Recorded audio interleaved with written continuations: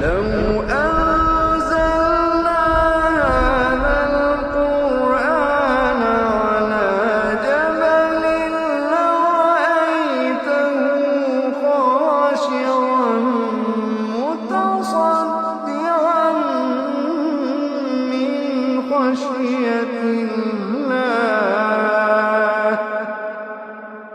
وتلك الأمثال نضربها للناس لعلهم يتفكرون هو الله الذي لا إله إلا هو عالم الغيب والشهادة هو الرحمن الرحيم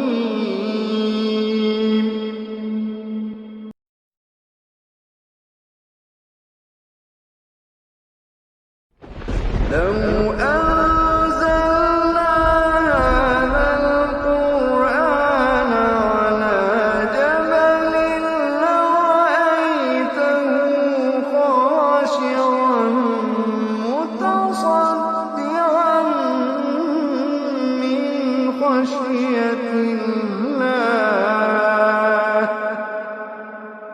وتلك الأمثال نضربها للناس لعلهم يتفكرون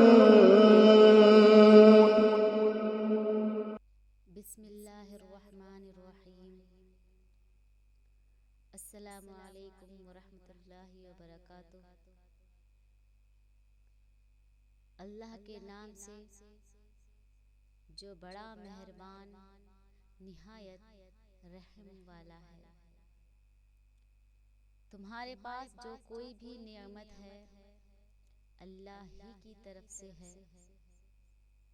پھر جب تمہیں کوئی تکلیف پہنچتی ہے تو تم لوگ اسی اللہ سے فریاد کرتے ہو، مگر جب اللہ اس تکلیف کو تم سے دور کر دیتا ہے تو ایک تم میں سے ایک گروہ اپنے رب کے ساتھ شرک کرنے لگتا ہے، جس کا حاصل یہ ہے کہ وہ اس کی ناشکری کرتے ہیں۔ جو کچھ ہم نے انہیں دے رکھا ہے، اچھا چند روزہ زندگی کے مزے کر لو، ان قریب تمہیں معلوم ہو جائے گا۔ سورہ نحل آیت نمبر 16 کا ترجمہ ہم نے آپ کے سامنے بیان کیا۔ دنیا میں طاقتور بھی ہیں اور زور آور بھی ہیں، حاکم بھی ہے اور بادشاہ شہنشاہ بھی، لیکن یہ کسی نہ کسی مقام پر مجبور اور محکوم ہیں، اور کسی بڑی طاقت کی احتیاج ان کی ضرورت ہے۔ یہ بڑی طاقت خداوند تعالی کی ہے، پیارے پروردگار کی ہے، جس نے ہم سب کو پیدا کیا ہے، جو ہم تمام کی تمام تر ضرورتیں پوری کرتا ہے، جو ہم سب کو رزق دیتا ہے اور ہر چیز پر، کائنات کے ذرے ذرے پر اور تمام تر کائنات پر قدرت کاملہ رکھتا ہے۔ پاک پروردگار اتنا بڑا ہے کہ ہم اپنی زبان سے اللہ رب العزت کی تعریف ادا کرنا چاہے تو ہم نہیں کر سکتے۔ وہ لامحدود ہے اور اتنی عظمت والا ہے کہ اس کی عظمت کلی بیان کرنا کسی کے بھی بس کی بات نہیں ہے۔ وہ حاکموں کا حاکم ہے، قادر مطلق ہے، زندے کو مردہ کر سکتا ہے، مردے کو زندہ کر سکتا ہے۔ بیمار کو صحت دے سکتا ہے اور صحت مند کو بیمار کر سکتا ہے، ایک حادثے میں جان لے سکتا ہے، ایک ہی مرتے کو بچا سکتا ہے۔ وہ رب دن کو رات اور رات کو دن بنا سکتا ہے۔ اگر وہ چاہے تو سورج کو مشرق کے بجائے مغرب سے طلوع کر سکتا ہے، وہ دریاؤں کا رخ موڑ سکتا ہے۔ گویا کائنات کے ہر ذرے میں اس کی حاکمیت ہے، اس کی مرضی کے بغیر کچھ بھی نہیں ہو سکتا۔ خدائے ذوالجلال ایک ہے، اس کی ذات وحدہ لا شریک ہے، نہ اسے کسی نے جنا نہ وہ کسی سے جنا گیا، بلکہ اللہ رب العزت نے حضرت آدم علیہ السلام کو بغیر ماں باپ کے پیدا فرمایا اور ساری دنیا کو نیست و نابود کر کے ختم کر کے صرف اللہ کو ماننے والوں کو بچایا۔ نوح علیہ السلام اور ان کی قوم کو بچایا، حضرت ابراہیم علیہ السلام کی 40 دن تک آگ میں حفاظت فرمائی، حضرت اسماعیل علیہ السلام کو ذبح ہونے سے بچایا اور آب زمزم کا تحفہ عطا فرمایا، 40 دن مچھلی کے پیٹ حضرت یونس علیہ السلام کی حفاظت فرمائی۔ اور اللہ ہی وہ ذات ہے جو بڑھاپے میں حضرت زکریا علیہ السلام کو بیٹا ہونے کی خوشخبری سنائی، حضرت داؤد علیہ السلام کے لیے لوہے کو موم کی طرح نرم فرما دیا، حضرت سلیمان علیہ السلام تمام انسان، جن، چرند، پرند، ہوا، پانی، ان تمام پر حضرت سلیمان علیہ السلام کو بادشاہت عطا فرمائی، حضرت صالح علیہ السلام کے ذریعے پہاڑ میں سے اونٹنی نکالی اور اس نے باہر آ کر بچہ پیدا کیا، حضرت عزیر علیہ السلام کو 100 سال تک سلایا اور کھانا گرم رکھا، حضرت یوسف علیہ السلام غلامی کی زندگی میں جیل بھیجا اور اسی ملک کا بادشاہ بنایا اور خوابوں کی تعبیر جیسی دولت عطا فرمائی، اور کئی سوالوں کا ہمیں کلام پاک میں جواب عطا فرمایا۔ اگر ہم یہ کہیں کہ اے اللہ آپ کی مدد کیسے ملے گی، جواب آئے گا صبر اور نماز سے مدد لیا کرو۔ جب ہم یہ کہیں گے کہ ہم بہت گناہگار ہیں یا رب،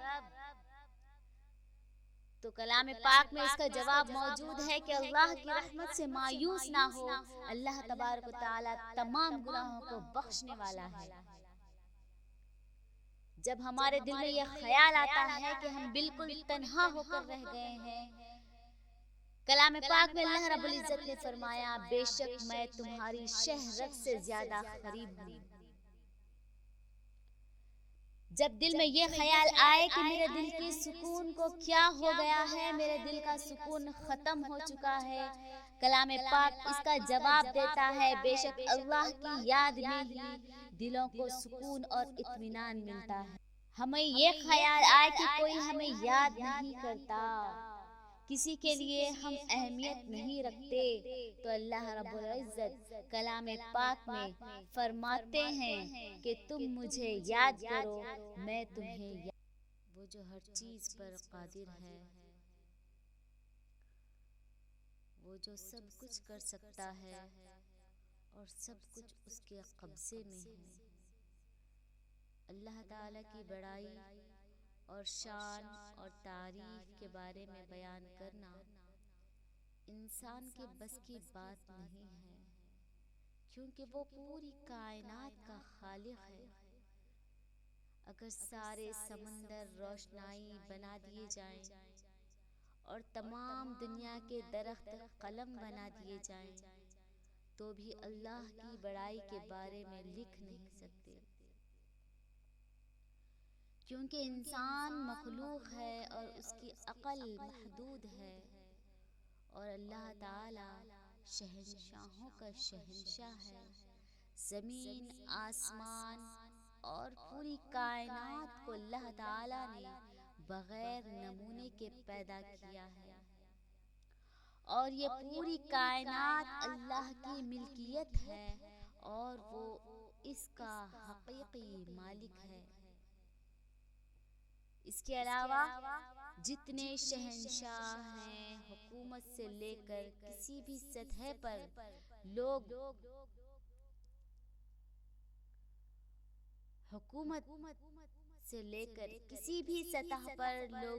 پر حکومت کر رہے ہیں، جہاں جہاں ان کا دائرہ اختیار ہے اور ان کا حکم چل رہا ہے، ان کو یہ سمجھ لینا چاہیے کہ یہ سب باطل ہے، خواہ وہ کسی ادارے کے سربراہ ہوں، زمیندار ہوں، جاگیردار ہوں، حکومت کے کسی بڑے عہدے پر فائز ہوں یا کسی گھر کے بڑے ہوں، یہ سب کچھ عارضی ہے۔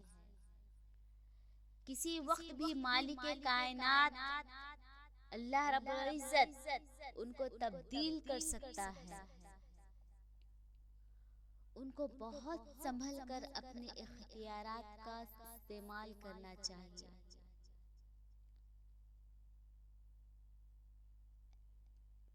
تمام حاکم جو دنیا میں حکومت کر رہے ہیں، ان تمام کو بہت سنبھل کر اپنے اختیارات کا استعمال کرنا چاہیے، اور ان کو اللہ تعالیٰ کے احکامات اور نبی صلی اللہ علیہ وسلم کے طریقے کے مطابق لوگوں کے حقوق کی حفاظت اور انصاف سے کام لینا چاہیے، اور یہ بات طے ہے، کیونکہ حشر کے میدان میں مالک کائنات اللہ رب العزت کے سامنے ان سب کی پیشی ہوگی، اور وہاں ان کے اختیارات کے بارے میں پوچھا جائے گا اور ذرے ذرے کا حساب لیا جائے گا۔ صرف ملک پر حکومت کرنے والوں کی بات نہیں، اگر آپ اور ہم کسی گھر کے بھی سربراہ ہیں، تب بھی ہمیں پوچھ کی جائے گی، ہمارا حساب لیا جائے گا۔ اللہ تعالی مالک کائنات جسے چاہے حکومت دے اور جس سے چاہے چھین لے۔ اللہ تبارک و تعالی جسے چاہے عزت دے اور جسے چاہے ذلیل کرے۔ بے شک اللہ رب العزت ہر چیز پر قادر ہے، رات کو دن میں پروتا ہوا لے کر آتا ہے، اور دن کو رات میں، بے جان کو جاندار سے نکالتا ہے اور جاندار کو بے جان سے، اور جسے چاہتا ہے بے حساب رزق دیتا ہے۔ ہم اس چیز کو فراموش نہ کریں کہ اللہ تعالیٰ نے کسی کو اگر حکومت، زمین، مکان، دولت، عزت اور شہرت دی ہے تو وہ مغرور ہو جائے اور سمجھے کہ یہ مجھے میری قوت بازو یا پھر میری عقل سے ملا ہے، یا کسی چالاکی سے میں نے دھوکہ دے کر ناجائز طریقے سے حاصل کر لیا ہے، اب یہ ہمیشہ میرے پاس رہے گا، تو سمجھ لیں یہ آپ کی بھول ہے۔ اللہ تعالیٰ کے احکامات کو بالکل فراموش کر دے اور مختلف ہیلے بہانے اور طریقوں سے ان کو رد کر دے۔ مالک کائنات جب چاہے کسی سے بھی نافرمانی کی وجہ سے اس سے سب کچھ چھین سکتا ہے، اور یہ محل، یہ عمارتیں، یہ مکان اس سے واپس لے کر اس کو ذلیل و خوار کر سکتا ہے۔ جس نے اللہ کی نصیحت سے منہ موڑا، اللہ تعالیٰ اس کی زندگی کو تنگ کر دے گا، اور قیامت کے دن اس کو اندھا کر کے اٹھائے گا۔ وہ کہے گا، یا اللہ، مجھے اندھا کر کے کیوں اٹھایا؟ میں تو دنیا میں اچھا بھلا دیکھتا تھا۔ اللہ تعالیٰ فرمائیں گے ایسا ہی کرنا چاہیے تھا، تیرے پاس ہماری آیتیں آئی، تو نے ان کو بھلا دیا۔ اسی طرح سے آج ہم تمہیں بھلا دیں گے، اور جو شخص حد سے زیادہ نکل جائے اور اپنے پروردگار کی آیتوں پر ایمان نہ لائے، اس پر عمل نہ کرے، ہم اس کو ایسا ہی بدلہ دیتے ہیں، اور آخرت کا عذاب سخت اور بہت دیر رہنے والا ہے۔ سورہ طٰہٰ کی آیت کا ترجمہ ہم نے آپ کو سنایا۔ کو اللہ تبارک و تعالی نواز رہے ہیں، ہم سب کو یہ یاد رکھنا چاہیے کہ جو اس زمین پر ہے فنا ہو جانے والا ہے، صرف اللہ رب العزت کی ذات باقی رہنے والی ہے۔ جو شخص نیک کام کرے گا، خواہ مرد ہو یا عورت، بشرط یہ کہ وہ صاحب ایمان ہو، تو ہم اس شخص کو بالطف زندگی دیں گے، اور ان کے اچھے کاموں کے عوض ان کو ثواب اور اجر دیں گے۔ اگر آپ دو کام کر لیں، ایمان اور اعمال نیک ہوں، تو اس پر اللہ تعالیٰ کا وعدہ ہے کہ وہ یقیناً پرسکون زندگی عطا فرمائے گا۔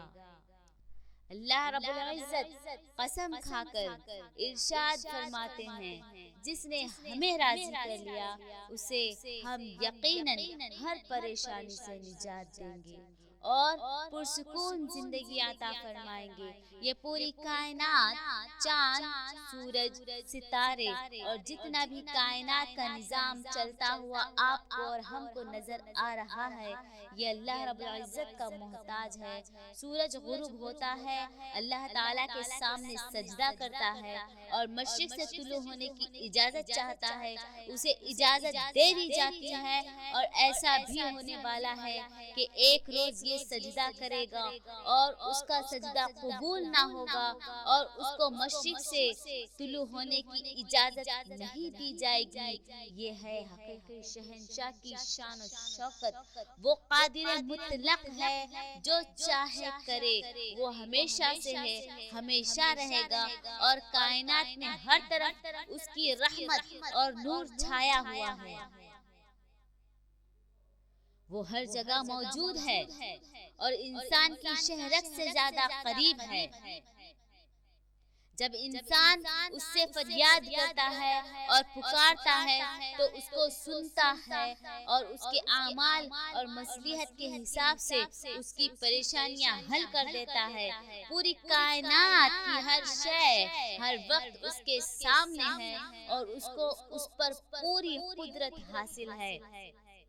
تنہا اکیلے اس کائنات کو اللہ رب العزت کی ذات سنبھالے ہوئے ہے، اور عرش پر جلوہ افروز ہے، اور پوری کائنات کو احاطہ کیے ہوئے ہیں، اور فرشتے اس عرش کو اٹھائے ہوئے ہیں، اور یہ پاک پروردگار پوری مخلوق کی دیکھ بھال فرما رہا ہے، اور ہر شخص اللہ کے سامنے اپنی ضروریات کے لیے ہاتھ اٹھائے ہوئے ہے۔ اللہ تبارک و تعالیٰ نے پوری کائنات کو پیدا فرمایا، اور اس کی پیدا کردہ ہر چیز، اللہ تعالیٰ کی پیدا کردہ ہر چیز اللہ کی تعریف اور وحدانیت اور وجود کی خود بخود از خود گواہی دے رہی ہے۔ اللہ کی رحمت اور اللہ کا نور پوری کائنات میں بھرا ہوا ہے، اور اللہ کی رحمت اور نور سے پوری کائنات جگمگا رہی ہے۔ جتنے بھی نافرمان، جتنے بھی سرکش اس دنیا میں گزرے، فرعون، نمرود، شداد، قارون، کسی نے بھی خالق ہونے کا دعویٰ نہیں کیا، نہ یہ جرأت کی کہ یہ دنیا اس نے تخلیق کی ہے یا وہ اس کا نظام چلا رہے ہیں، کیونکہ ان کو معلوم تھا کہ وہ اس کائنات کا ایک ذرہ، ایک تنکا یا ایک مچھر کے پر تک کو نہیں بنا سکتے۔ اللہ تعالیٰ نے اپنی ذات کو اس دعوے سے محفوظ رکھا کہ اس کا کوئی شریک یا مد مقابل یا ہمسر ہے، کیونکہ جتنے بھی بڑے بڑے سرکش اور نافرمان گزرے ہیں وہ اتنے کمزور تھے کہ فرعون جو خدائی کا دعویٰ کرتا تھا وہ مرا پانی میں ڈوب کر۔ نمرود کی موت کس سے ہوئی؟ لنگڑے مچھر سے ہوئی۔ بس ہر مجرم اور سرکش کا ضمیر اندر سے جانتا ہے کہ تمام تر کائنات کا رب خالق تو صرف اللہ ہے۔ بے شک اللہ تعالیٰ کے مد مقابل کائنات کی تخلیق میں کوئی دعوے دار نہ گزرا ہے نہ گزرے گا، نہ قیامت تک گزر سکتا ہے۔ وہ وحدہ لا شریک لہ ہے، اس کا کوئی شریک نہیں، اور اللہ پاک ہی قادر مطلق ہے۔ وہ جو کچھ چاہے کرے، اس سے کوئی پوچھنے والا نہیں ہے۔ اللہ تعالیٰ نے پوری کائنات کی ہر چیز کو پیدا فرمایا، زمین، آسمان، چاند، سورج، ستارے، ہوا، خشکی، سمندر، پہاڑ، ریگستان، معدنیات، سونا، چاندی، لوہا، کوئلہ، گیس، تیل، ایلومینیم، طرح طرح کے پتھر، سینکڑوں لامحدود قسم کی چیزیں اور سینکڑوں لامحدود قسم کے کیڑے مکوڑے جانور۔ اللہ تعالیٰ نے انسان کے لیے طرح طرح کے اناج، باجرہ، چاول، چنا، پھلوں میں انگور، انار، سیب، تربوز، امرود، آم، خربوزہ، کیا کیا نہیں پیدا فرمایا۔ مختلف قسم کی سبزیاں پیدا فرمائی، موسم کے لحاظ سے الگ الگ پھل اور سبزیاں پیدا کی۔